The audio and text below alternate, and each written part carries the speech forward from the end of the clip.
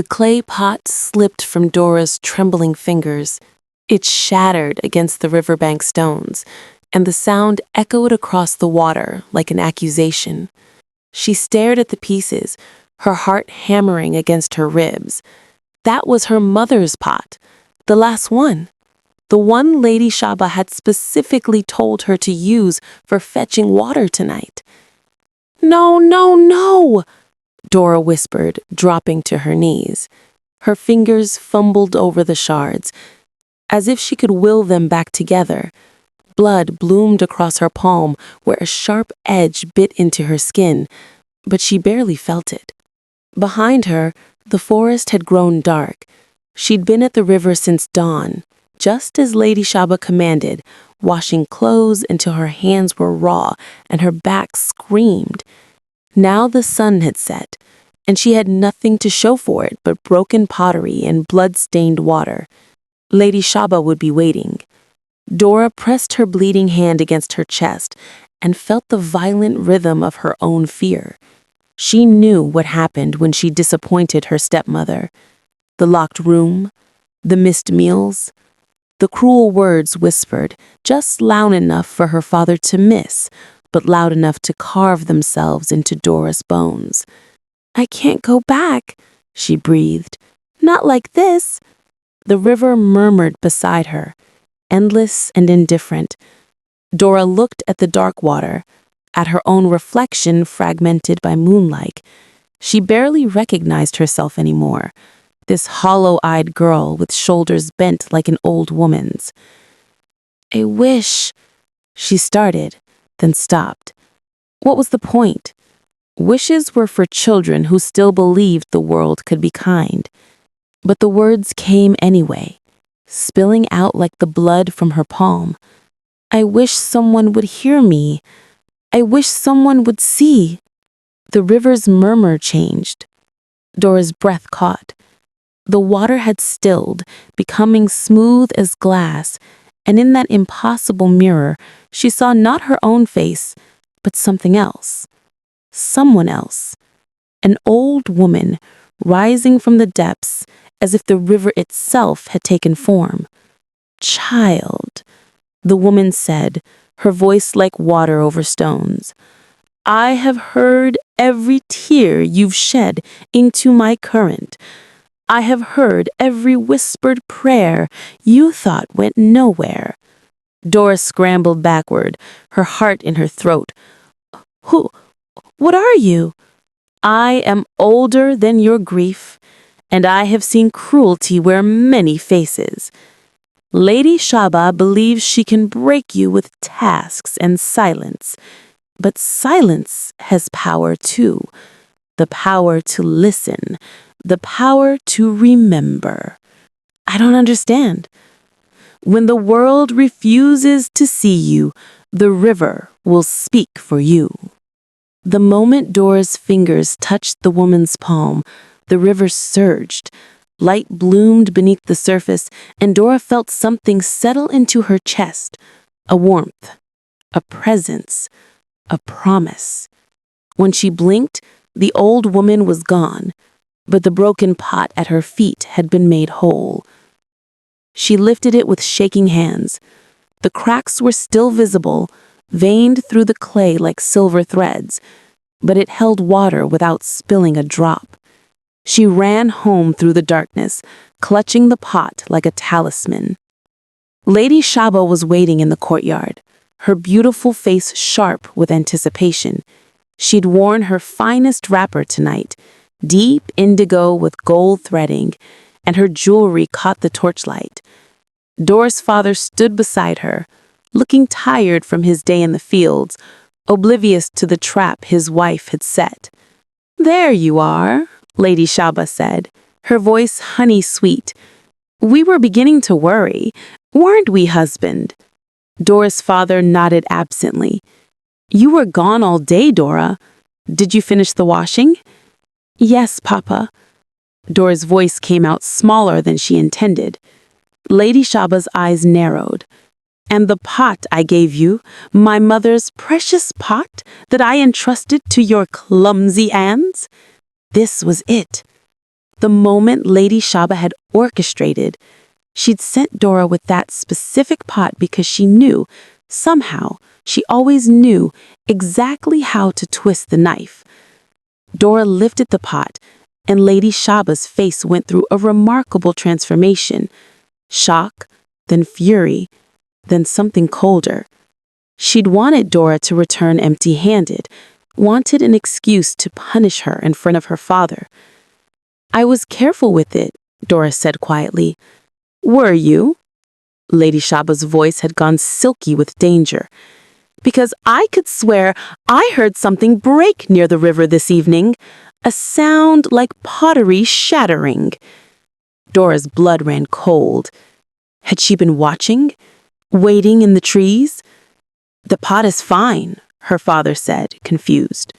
"Shaba, what's this about?" "Nothing, husband. I'm simply concerned for your daughter's well-being. She works so hard." Smiled, but her eyes promised retribution. "Go to bed, Dora. You must be exhausted." Dora fled to her room, a tiny space that had once been a storage closet, and pressed her ear against the door. She could hear Shaba's voice rising and falling in the next room, though she couldn't make out the words. But she knew the tone. Shaba was planting seeds, watering her father's mind with careful lies. "The river will speak for you." What did that mean? The answer came 3 days later. Lady Shaba had sent Dora to the market with a purse of cowries, instructing her to buy yams and peppers for the evening meal. But when Dora returned, Lady Shaba was waiting with her father, her face a mask of wounded betrayal. "She stole from me," Lady Shaba said, dabbing at her dry eyes with the cloth. "I gave her money for the market, and she came back with only half the goods. Where is the rest of my money, Dora?" Dora's stomach dropped. I bought everything you asked for." "Don't lie to make it worse," her father said, and the disappointment in his voice cut deeper than any of Lady Shaba's cruelty. "If you needed money, you should have asked." "Papa, I didn't take anything. I swear on Mama's memory." "Don't you dare speak of her." Her father's shout made her flinch. He never raised his voice. Lady Shaba had done this. Somehow, she'd taken the change money herself and hidden it. "Perhaps we should go to the river," Lady Shaba said softly, "and ask the gods to reveal the truth. If Dora is innocent, surely they will show us." It was a challenge, a mockery. Lady Shaba didn't believe in anything but her own cunning, but Dora remembered the old woman's words. "Yes," she heard herself say, "let's go to the river." Lady Shaba's smile faltered for just a moment. They walked in tense silence, Dora, her father, and Lady Shaba, with half the compound following out of curiosity. The river waited, dark and deep in the fading light. "Well," Lady Shaba said, "shall we pray for truth, stepdaughter?" Dora approached the water's edge. Her reflection stared back at her, and for a moment she saw the old woman's face beneath her own. "I didn't steal," Dora said clearly, "and I call on the river to witness my truth." The water began to move. At first it was just a ripple. Then the surface churned, and something rose from the depths. The purse of cowries identical to the one Lady Shaba had given her. It floated there impossibly, and when Dora's father retrieved it, he found not just the missing change, but a piece of Lady Shaba's distinctive jewelry tucked inside. "This is your bracelet, Shaba. How did it get in this purse?" Lady Shaba's face had gone pale. Someone must have planted it there. This is witchcraft." But the river wasn't finished. The water shimmered, and voices began to echo across its surface. Lady Shaba's voice, captured and thrown back like stones. Give her impossible tasks, make her fail, then he'll see she's worthless, just like her mother was. I'll break her spirit before the season ends. She'll either leave or learn to worship me properly. That useless girl, if only she had the decency to die with her mother. The crowd gasped. Dora's father stood frozen, the blood draining from his face as he heard his wife's true voice, the one she'd hidden so carefully from him, speaking venom about his dead wife and his daughter. "No," Lady Shaba whispered. "No, those aren't real." "They sound real enough," Elder Okan said, who'd been walking past and stopped to witness the scene. "The river has no reason to lie, Lady Shaba, but you do." Lady Shaba turned on Dora, her beautiful face twisting with rage. "You cursed witch! You did this! You've poisoned them against me with your dark magic." "The only poison here," Dora's father said quietly, "is the one I've been blind to. Go into the house, Shaba. We'll speak later." But Lady Shaba didn't move. She stood there shaking, her carefully constructed world crumbling around her like clay. The days that followed were strange and tense. Lady Shaba stopped speaking to Dora entirely, which should have been a relief, but felt instead like living with a cobra, silent but coiled to strike. Dora's father tried to make amends, but the damage ran too deep for simple apologies. How did you forgive someone for not seeing, for choosing blindness because it was easier than truth? Meanwhile, Lady Shaba was plotting.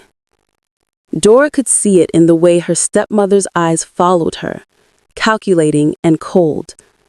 The river had embarrassed her publicly, had stripped away her mask. That kind of humiliation demanded revenge.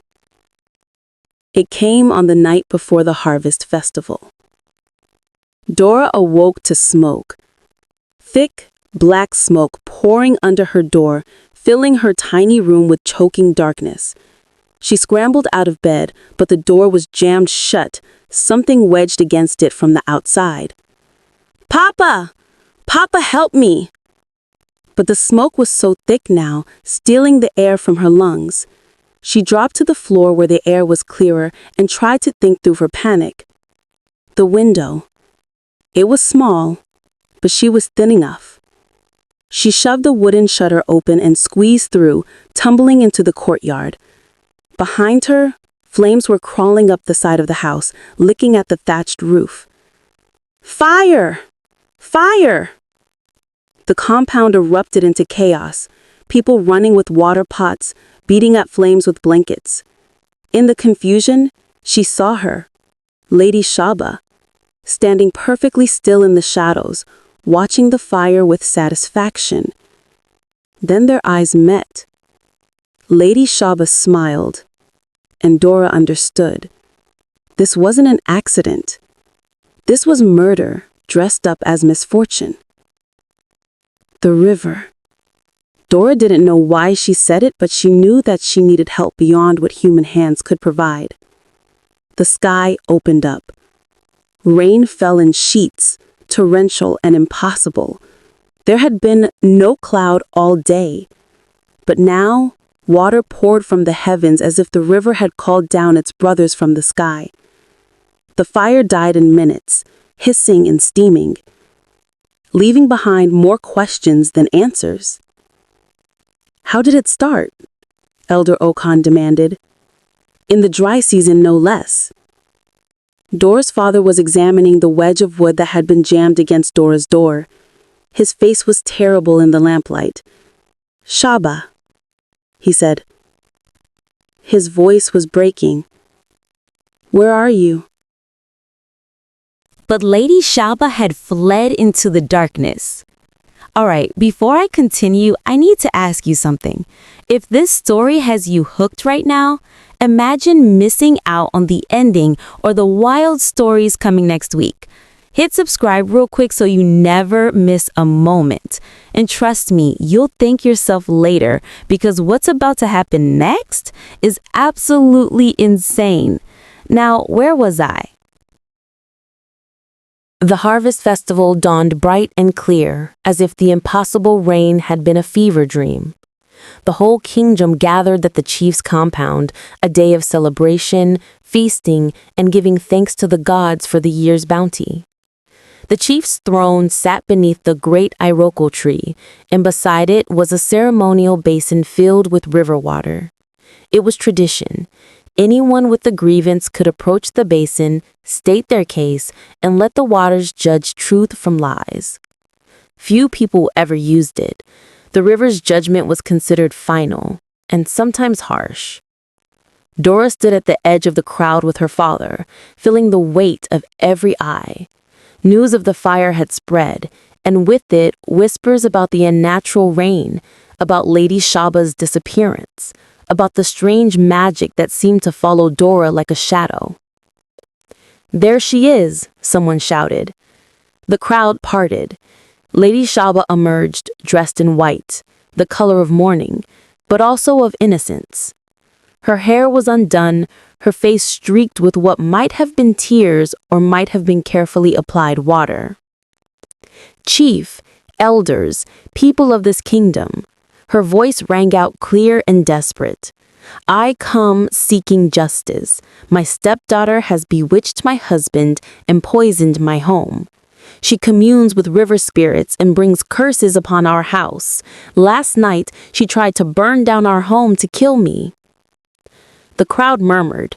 Accusations of witchcraft were serious.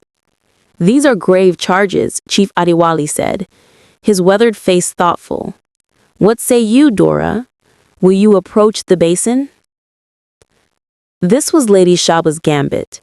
She was betting that the crowd would see the pattern, the strange events, the unnatural rain, the river's involvement, and name Dora as the source of evil rather than its victim. But Dora had learned something from the river. Silence had power, but so did truth spoken in the right moment. "I will approach," Dora said, stepping forward. Lady Shaba's eyes flashed with triumph. Dora knelt before the basin, seeing her reflection in the clear water. But this time, she didn't see the old woman. She saw only herself, scarred and tired, but still here. Still standing. "I am not a witch," she said clearly. "I am a daughter who lost her mother and has been broken piece by piece by the woman who took her place. I have washed clothes until my hands bled. I have been locked in rooms and starved and called worthless. I have been patient and silent because I thought silence was what good daughters did." She looked up at Lady Shaba. But silence also watches. Silence also remembers. The water in the basin began to swirl. Images formed in the depths, not voices this time, but visions. Lady Shaba mixing something into Dora's food. Lady Shaba bribing a servant to lie about the missing money. Lady Shaba jamming wood against a door and lighting a torch, her face twisted with hatred. The crowd watched in horror as Lady Shaba's crimes unfolded like a scroll being unrolled. Every petty cruelty, every calculated move, every moment of abuse played out in perfect, damning clarity. "No!" Lady Shaba shrieked as she lunged for the basin as if she could destroy the evidence. "You're manipulating it. You're making it lie." "The river doesn't lie," Chief Adewale said, his voice heavy with judgment.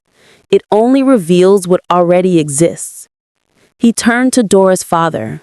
"Did you know of this?" Dora's father couldn't speak. He stood there with tears streaming down his face, the full weight of his blindness finally crashing down upon him. "I am sorry," he whispered to Dora. "I am so sorry." "Lady Shaba," the chief continued, "you are stripped of your position in this household. You will leave this compound and return to your father's house in disgrace. Should you ever raise a hand against this girl again, the consequences will be far more severe." Lady Shaba's beautiful face crumpled, all her pride, all her power, gone, in a moment of truth she couldn't manipulate or seduce her way out of. As she was led away, she turned back once to look at Dora. There was no more rage there, only a hollow kind of shock. She'd believed so completely in her superiority that she'd never imagined losing. But she had forgotten something important. Those we step on, those we try to break, those we render invisible, they see everything, and sometimes they find voices that cannot be silenced. That night, Dora returned to the river alone. The old woman didn't appear, but Dora felt her presence in the gentle current, in the way moonlight danced across the water. "Thank you," Dora whispered. The river murmured its reply, and though there were no words, Dora understood. The river hadn't saved her.